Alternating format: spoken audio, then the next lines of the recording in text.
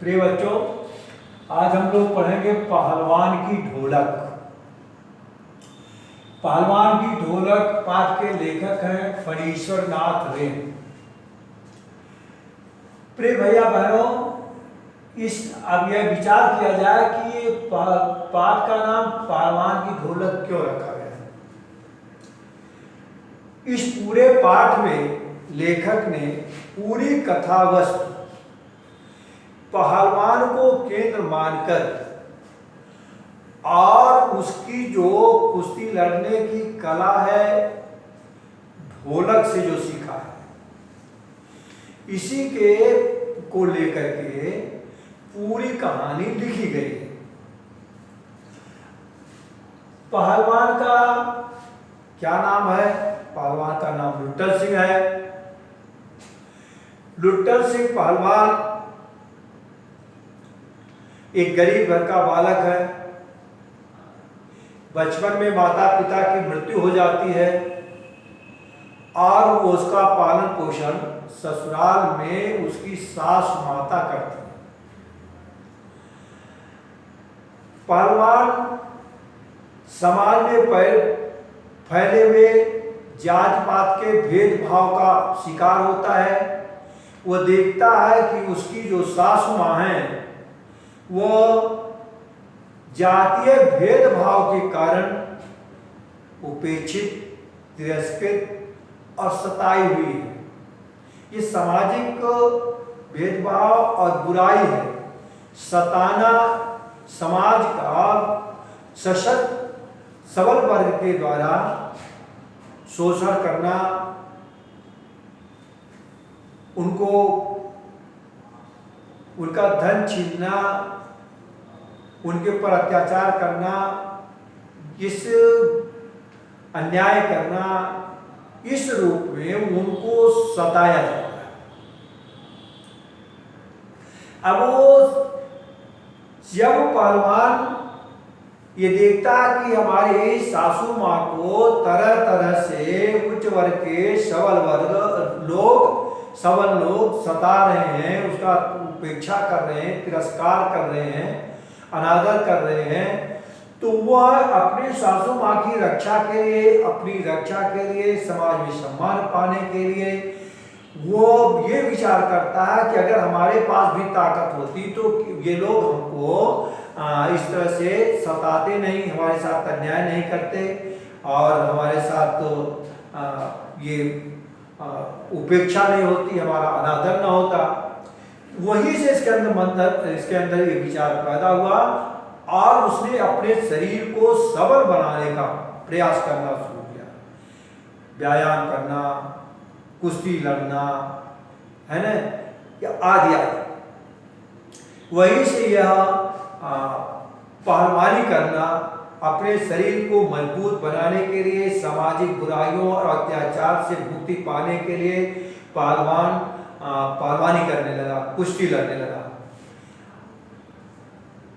गरीब घर का था ही, जो भी इसकी सासू माँ इंतजाम करती, जो चाहे दूध हो, अनाज हो, भोजन हो, जो भी हो, उसी से वो प्रसन्न रहता और वो कुश्ती लड़ता। अब ये प्रश्न होता है कि कुश्ती लड़ने के लिए उस्ताद की जरूरत होती है, तो शायद किसी कारणवश, चाहे गरीबी के कारण या छोटी जात का होने के कारण उसे कोई पहलवान नहीं मिल पाया, तो वह ढोल की आवाज पर पहलवानी करना शुरू किया। और ढोल की जो आवाज निकलती थी, उस आवाज से अपने आवश्यकता अनुसार मन चाहे वो अर्थ निकालता था और उसी प्रकार का वो दांव पेच लगाता था। बचपन में माता पिता के मरने के कारण उसके सासू के यहाँ पालन पोषण होता है और फिर वो वहां से वो पहलवान बनता है। पहलवानी सीख करके फिर एक राजा है श्यामनंदन सिंह, वो एक श्यामनगर में कुश्ती का दंगल तय करते हैं और वहां पर पंजाब से आया हुआ पहलवान चांद सिंह, शेर का बच्चा ऐसा करके पहलवान आया था।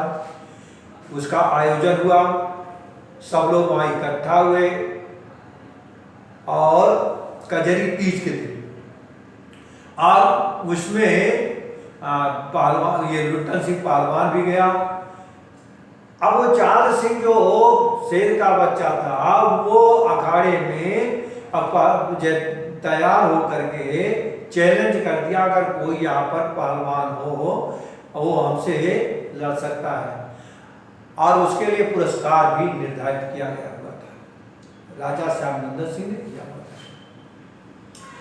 फिर क्या होता है कि कोई नहीं तैयार होता है, लुट्टन सिंह पहलवान तैयार होता है, लेकिन छोटी जात का होने के कारण कोई से लड़ाने के लिए तैयार नहीं होता। फिर राजा सिंह के पैर पकड़ता है, उससे बार बार अनुनय विनय करता है, आग्रह करता है, फिर भी जल्दी कोई तैयार नहीं होता है। अंत में बहुत ज़्यादा आग्रह विनय अनुनय करने के बाद राजा श्यामनंदन सिंह चांद सिंह पहलवान से लड़ने की से अनुमति देते हैं। तब भी सब वहाँ पर दंगल में बैठे हुए बहुत सारे लोग नाक बहुत सुकोड़ रहे हैं, जातीय भेदभाव कर।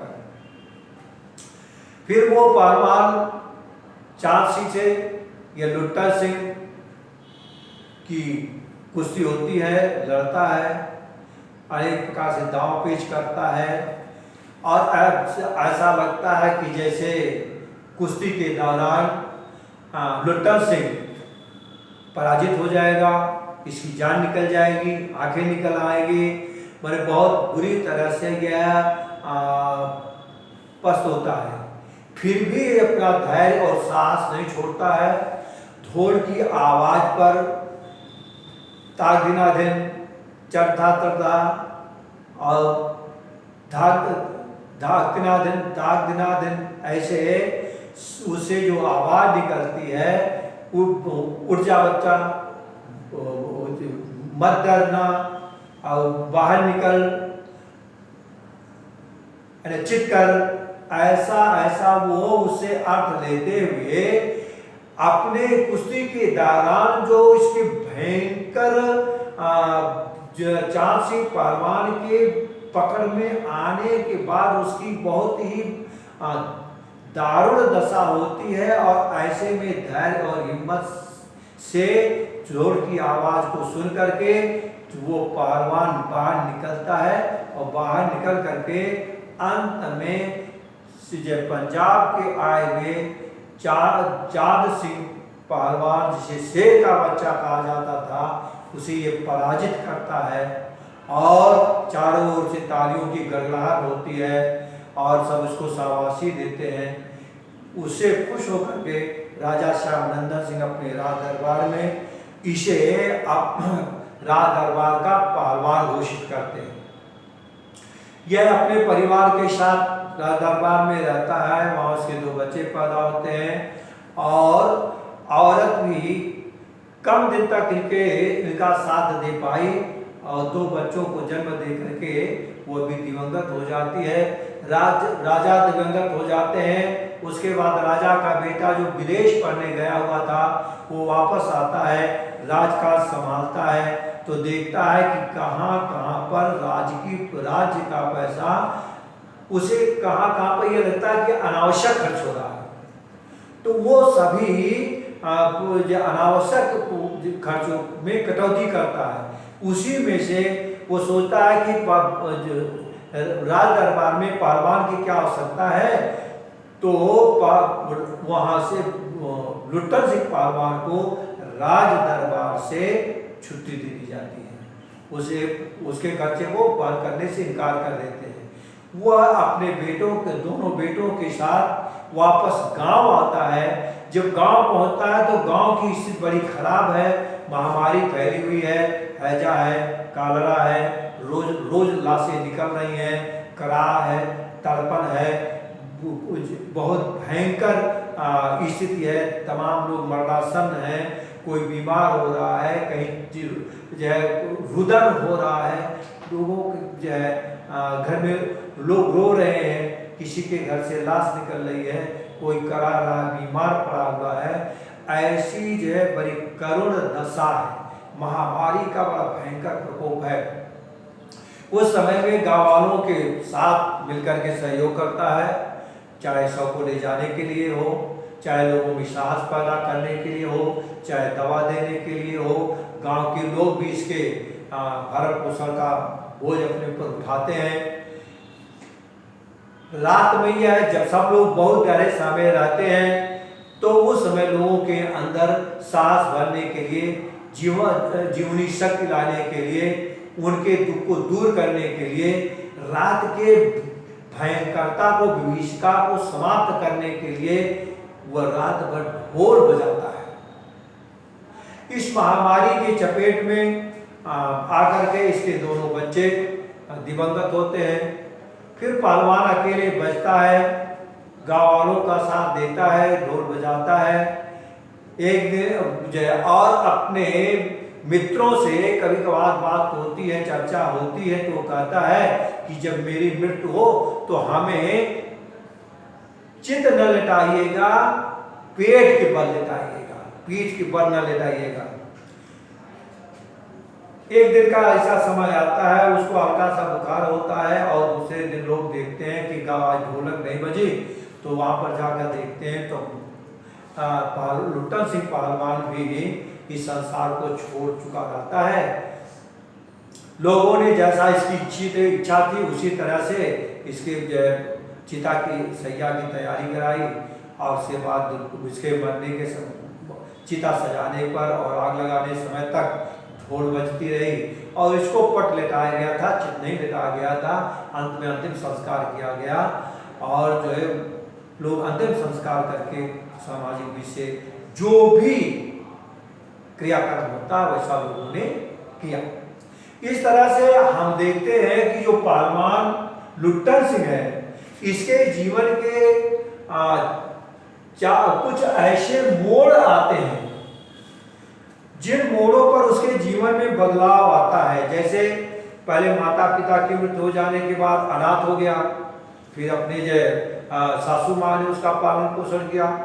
सासू माँ के यहाँ पर वो उनकी जो समाज में उसका उपेक्षा दे करके, तिरस्कार दे करके, अनादर दे करके और अन्याय दे करके, सताया जाना दे करके वहाँ पर वो पहलवान बनता है।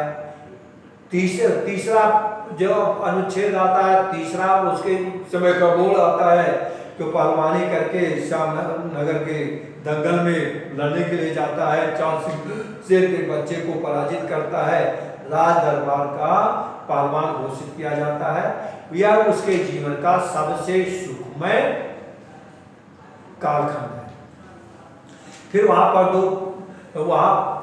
पर ये कुछ दिन तक रहता है परिवार सहित। वहाँ दो बेटों को जन्म होता है और पत्नी रहती है।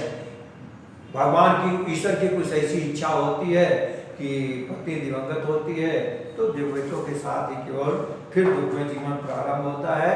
और वो राजा का बेटा बाहर से पढ़ करके आता है। राजा के दिवंगत होने पर उसे राज दरबार से निकाल दिया जाता है।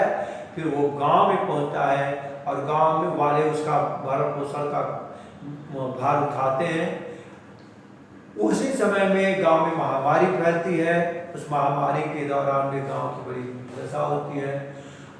और वो फिर अब गांव के लोग स्वयं परेशान हो गए हैं, तो अब दूसरे का खर्चा कैसे उठाएं। फिर भी गांव में रह करके वो जैसे तैसे अपना गांव वालों का सहयोग करता है, ढोलक बजाता है।